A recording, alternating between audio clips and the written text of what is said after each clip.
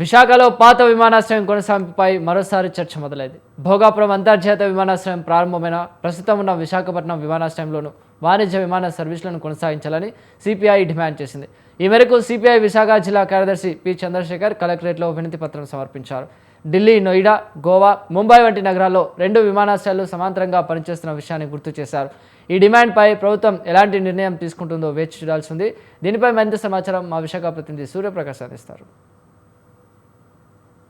అంతర్జాతీయ విమానాశ్రయం ప్రారంభోత్సవం జరగడం జరిగింది. కానీ ఆ ప్రారంభోత్సవం అయితే జరిగినా సరే విశాఖ జిల్లాకు అయితే పూర్తి స్థాయిలో వాళ్ళు విస్మరిస్తున్నారని చెప్పేసి అయితే స్థానిక ప్రజలు అలానే ప్రజా సంఘాలు అయితే వాపోతున్న పరిస్థితి ఉంది. ఏదైతే అంతర్జాతీయ విమానాశ్రయం భోగాపురం ప్రాంతంలో ఏర్పాటు చేశారో కానీ ప్రస్తుతం విశాఖలో నడుస్తున్న అంతర్జాతీయ విమానాశ్రయాన్ని మూసివేసి భోగాపురం అంతర్జాతీయ విమానాశ్రయాన్ని ప్రారంభించాలని చెప్పేసి అయితే వీళ్ళు వెళ్ళే ప్రయత్నం అయితే చేస్తున్నారు. దాన్ని పూర్తిగా అడ్డుకోవాలని ఎప్పటికైనా సరే ఈ యొక్క విశాఖలో ఉన్న యొక్క ఇండస్ట్రీకి సంబంధించి కావచ్చు, అలానే అంతర్జాతీయ విమానాశ్రయాన్ని పూర్తి స్థాయిలో మళ్ళా రన్ చేయాలని అయితే ప్రదర్శనలు. అసలు ఎందుకు ఈ సమస్య ఏంటనే విషయం తెలుసుకుందాం అని చెప్పండి. అసలు ఎందుకు అంతర్జాతీయ విమానాశ్రయం అక్కడ తీసుకొచ్చారు కదా, మళ్ళీ ఇక్కడ వైజాగ్లో కూడా ఎందుకు కావాలంటున్నారు, అసలు ఏంటి? భోగాపురంలో అల్లూరి సీతారామరాజు గొప్ప విప్లవకారుడు, పోరాట యోధుని పేరుతో ఒక అంతర్జాతీయ విమానాశ్రయాన్ని నిర్మించి దాన్ని ఈ దేశ ప్రధానమంత్రి నరేంద్ర మోదీ గారితో ప్రారంభించడం శుభ పరిణామం. దాన్ని మేమందరం కూడా స్వాగతిస్తున్నాం, మంచిదే. కానీ ఎన్నో ఏళ్ల నుంచి సేవలు అందిస్తున్నటువంటి విశాఖ విమానాశ్రయాన్ని మూసేస్తాం అనడం మాత్రం చాలా దుర్మార్గమైనటువంటి చర్య. 30 ఏళ్ల పాటు ఇక్కడ అంతర్జాతీయ విమానాశ్రయాన్ని ప్రారంభించగానే దాన్ని ఆపేస్తాం. దాన్ని 30 ఏళ్ల పాటు ఎటువంటి రాకపోకలు కూడా ఇంకా ఉండవు. పూర్తిగా దాన్ని నిషేధం విధించి పూర్తిగా మూసేస్తామని చాలా స్పష్టంగా ఆ రోజు 2014 నుంచి 19 మధ్యలో అధికారంలో ఉన్నటువంటి చంద్రబాబు నాయుడు నాయకత్వంలోని ప్రభుత్వం జిఎంఆర్ తోని ఒప్పందం చేసుకుంది. ఈ ఒప్పందం అనేది చాలా కుట్రపూరితం. దీనికి ఇక్కడ ఉన్నటువంటి స్థానిక ఎంపీ భరత్ గారు ఏం చెప్తా ఉన్నారు, మాకు ఇక్కడ విమానాశ్రయాన్ని కొనసాగించడం ఎటువంటి ఇబ్బంది లేదు, కాకపోతే జిఎంఆర్ సంస్థ అనుమతి కావాలని చెప్తా ఉన్నారు. ఒకవైపు ఏమొచ్చి శంషాబాద్ ఎయిర్పోర్ట్ నిర్మించిన తర్వాత ఈ బేగంపేట ఎయిర్పోర్ట్ ను మూసేశాం కదా అని చెప్తా ఉన్నారు. కాబట్టి ఆ రోజు కూడా ఉమ్మడి ఆంధ్రప్రదేశ్ లో ఆ ఒప్పందం చేసుకున్నప్పుడు, ఆ ఎయిర్పోర్ట్ నిర్మించినప్పుడు దాన్ని ఒప్పందం చేసుకున్నది కూడా చంద్రబాబు నాయుడు గారు ముఖ్యమంత్రిగా ఉండి. కాబట్టి మీకు వివిధ రాష్ట్రాల్లోని ప్రధానమైన నగరాల్లో ఎయిర్పోర్ట్లు 5 ఏళ్ల కాలంలో నిర్మించారు. ఆ నిర్మించినట్టు ఎయిర్పోర్టుల్లో పాత ఎయిర్పోర్ట్లు ఎక్కడా కూడా మూసేసినటువంటి దాఖలాలు అయితే లేవు. ఉదాహరణకి ఢిల్లీలోని నోయిడాలో కొత్త అంతర్జాతీయ విమానాశ్రయం నిర్మించారు. నిర్మించిన తర్వాత ఇందిరాగాంధీ అంతర్జాతీయ విమానాశ్రయాన్ని యథావిధంగా కొనసాగిస్తా ఉన్నారు. నవీ ముంబైలో మొన్న 7 నెలల క్రితమే కొత్త అంతర్జాతీయ విమానాశ్రయాన్ని ప్రారంభించారు. కానీ ఛత్రపతి శివాజీ అంతర్జాతీయ విమానాశ్రయాన్ని కొనసాగిస్తున్నారా లేదా ఈరోజు కూటమి ప్రభుత్వం చాలా స్పష్టంగా చెప్పాలి.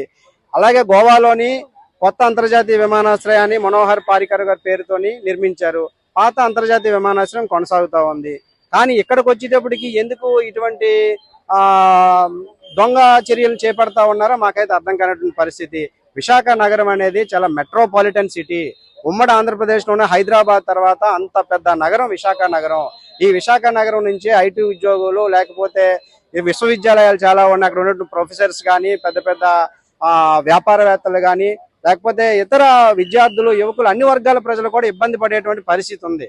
కాబట్టి ఇక్కడ నుంచి ప్రయాణం చేసి భోగాపురం వెళ్ళి అక్కడ హైదరాబాదో, చెన్నైయో లేకపోతే ముంబై ఇటువంటి నగరాలకి పోవాలని అనుకుంటే చాలా ప్రయాణంతో కూడుకున్నటువంటి వ్యయ ప్రయాసాలతో కూడుకున్నటువంటి పరిస్థితి ఉంది. 2-3 గంటలు ప్రయాణం చేయాలి. కాబట్టి ఇక్కడి నుంచి ప్రయాణం చేసి వెళ్లే కన్నా ఇక్కడ వందే భారత్ లేకపోతే సూపర్ ఫాస్ట్ ఎక్స్ప్రెస్ ఎక్కితే విజయవాడ పోవచ్చు, హైదరాబాద్ ఇంకా చాలా త్వరగా పోవచ్చు.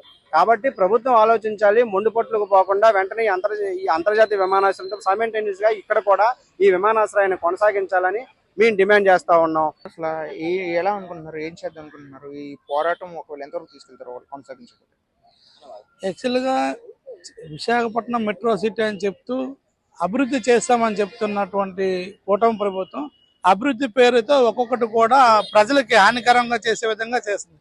ఈరోజు డొమెస్టిక్ ఫ్లైట్లు తిరగడం వల్ల ఏంటంటే విశాఖపట్నంలో ప్రత్యేకించి మధ్యతరగతి వ్యాపారస్తులు కానివ్వండి, అత్యవసర పరిస్థితుల్లో నుండి సామాన్య ప్రజలు కూడా విశాఖపట్నం అందుబాటులో ఉన్న ఎయిర్పోర్ట్తో కంటిన్యూషన్గా హైదరాబాద్ కానీ, విజయవాడ కానీ వెళ్ళడానికి చాలా అనుకూలంగా, ముంబై కానీ వెళ్ళడానికి అనుకూలంగా ఉంది.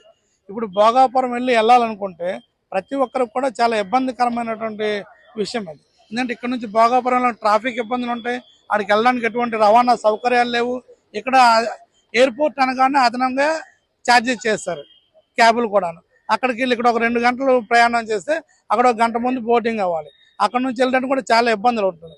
అలాంటి పరిస్థితుల్లో ఖచ్చితంగా భారత కమ్యూనిస్ట్ పార్టీ తరఫున చెప్తున్నాం, విశాఖపట్నంలో మధ్యతరగతి ప్రజలకు కానీ, స్టూడెంట్స్కి కానీ, చిన్న చిన్న వ్యాపారస్తులకు కానీ అనుకూలంగా ఉండే విధంగా ఇక్కడ కొనసాగించాలని చెప్పి భారత కమ్యూనిస్ట్ పార్టీ తరఫున డిమాండ్ చేస్తాం.